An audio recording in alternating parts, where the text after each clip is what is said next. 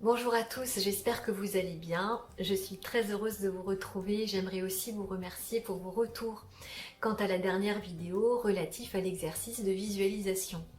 J'ai été bluffée par vos retours d'expérience et moi-même j'ai vécu quelque chose de très drôle avec la quatrième carte.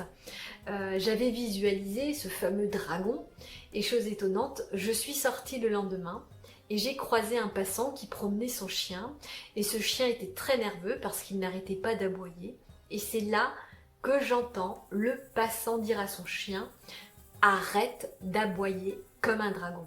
J'ai tout de suite tiqué et j'ai tout de suite reconnu le signe que mon dragon venait de m'être livré par le cosmos. Tout ça pour dire que nous ne sommes pas seuls, les prières sont entendues et le recueil sur soi est finalement un acte très puissant. Et puis j'aimerais aussi remercier Amandine qui m'a donné l'idée de cette vidéo destinée à celles et ceux qui souhaiteraient approfondir le sujet, celui du pouvoir de l'intention et de cette force créatrice qui est en nous et qui est finalement constitutive de l'univers tout entier.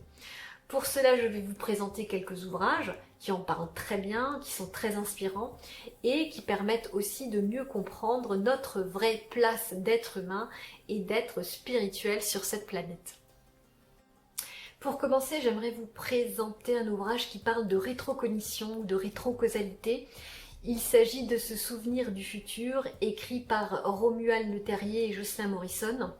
Et le sous-titre est des plus aguicheurs puisqu'il nous invite à découvrir comment guider son avenir par les synchronicités. Ce sont ces hasards parfois tellement lourds de sens et qui au final nous font comprendre qu'il n'y a pas de hasard et que le temps finalement est une belle illusion. C'est un livre qui nous pousse vraiment hors des logiques et des limites de réflexion de notre mental et qui nous met face à notre vérité profonde, celle en réalité que nous sommes des êtres libres et des êtres créateurs. Ce livre en fait il part simplement du postulat que le futur existe déjà sous forme de multiples potentialités et qu'on peut jouer avec lui. D'ailleurs, l'auteur Romuald Le Terrier va plus loin puisqu'il affirme qu'il est possible de provoquer des synchronicités. Et ça, c'est une idée complètement libératrice parce qu'il est possible d'attirer à soi le futur potentiel que l'on souhaite. C'est le libre arbitre quelque part qui peut enfin reprendre ses droits. C'est la porte vers la liberté, une liberté hors du temps et hors des concepts matérialistes et rationalistes. La proposition de l'auteur est en fait assez simple, c'est par l'intention que l'on active des boucles rétrocausales, c'est-à-dire c'est par l'intention que l'on attire à soi son futur choisi. C'est très très simplifié ce que je suis en train de vous dire. Ensuite, dans la même veine, je vous conseille aussi la lecture d'un ouvrage qui bouleverse nos concepts sur le temps et qui explique les mécanismes des synchronicités, et c'est La route du temps de Philippe Guillemant, où la théorie de la double causalité y est développée. C'est en fait la magie de la vie qui est racontée dans cet ouvrage et qui casse le déterminisme et la vision linéaire du temps, c'est-à-dire une ligne temporelle, passé, présent, futur. La double causalité, c'est une théorie qui allie le temps, l'esprit et les synchronicités.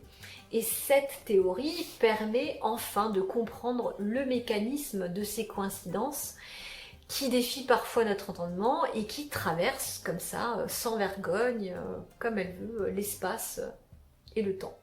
Ce qu'il y a d'intéressant aussi dans cette théorie de la double causalité, c'est qu'elle remet au cœur du débat la définition réelle du libre arbitre, puisque si on imagine que le futur est déjà réalisé, quid de notre liberté de choix?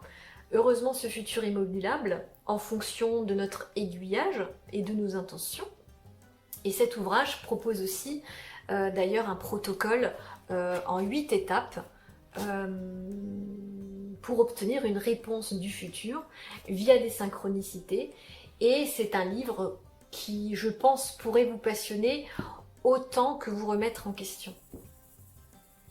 Ensuite, je vous conseille La science de l'intention de Lynn McTaggart, qui décortique de façon assez, on va dire, microchirurgicale le processus, le mécanisme qui se cache derrière une intention.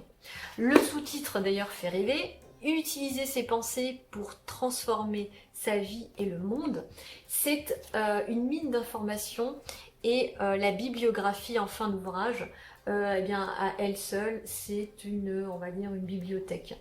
C'est un livre qui s'appuie sur des recherches scientifiques du monde entier et qui démontre finalement que la pensée est une énergie qui a le pouvoir d'influencer le monde. Le fait de se servir de sa pensée via une intention peut faire dévier votre vie sur une nouvelle ligne temporelle qui ne vous était pas jusqu'alors destinée entre guillemets. C'est un ouvrage qui propose aussi des exercices pour stimuler le processus de création à un niveau personnel, mais aussi à un niveau collectif. Avec ces 3 ouvrages, on est très loin de l'ésotérisme de comptoir, j'ai envie de dire. Et puis, si vous aimez jouer et faire des expériences concrètes, ou si vous avez envie de lecture plus légère, il y a le petit cahier d'exercices pour pratiquer la loi de l'attraction. Il y a plein de petits exercices, c'est assez ludique, ça permet aussi de faire une petite mise au point dans sa vie sans pour autant décider de tout révolutionner en un week-end. C'est sympa, on répond à des questions, on coche des cases, on réfléchit un peu à nos croyances, à ce qu'on veut, à ce qu'on ne veut plus, aux objectifs qu'on aimerait se fixer, etc., etc. Pourquoi pas, ça peut apporter une petite valeur ajoutée à ces recherches. Et pour terminer, je vais vous faire ma petite promo. J'ai écrit en 2008 une petite nouvelle, Les synchronicités de Maverick, qui raconte l'histoire d'un homme en fait destiné à devenir un grand financier et qui se fait rattraper par le soi, par la magie de la conscience supérieure et qui au fur et à mesure de ses aventures va prendre conscience de son pouvoir créateur et de ce qu'est véritablement la liberté et l'accomplissement de soi. Voilà. J'aurais bien entendu d'autres ouvrages à vous présenter et qui sont tout aussi intéressants et tout aussi passionnants à lire. Et si ça vous intéresse, eh bien je serais ravie de vous faire une autre vidéo à ce sujet. Je vous remercie de m'avoir écouté et suivi jusqu'au bout. Toutes les références de ces œuvres sont en barre de description. Je vous souhaite de belles lectures, spirituelles ou pas. L'essentiel est de prendre plaisir dans l'acte de lire et quant à moi, je vous retrouve très vite pour une nouvelle guidance, dans un format plus conventionnel, je vous l'accorde. Et je terminerai avec le fameux mot de la fin. À très bientôt.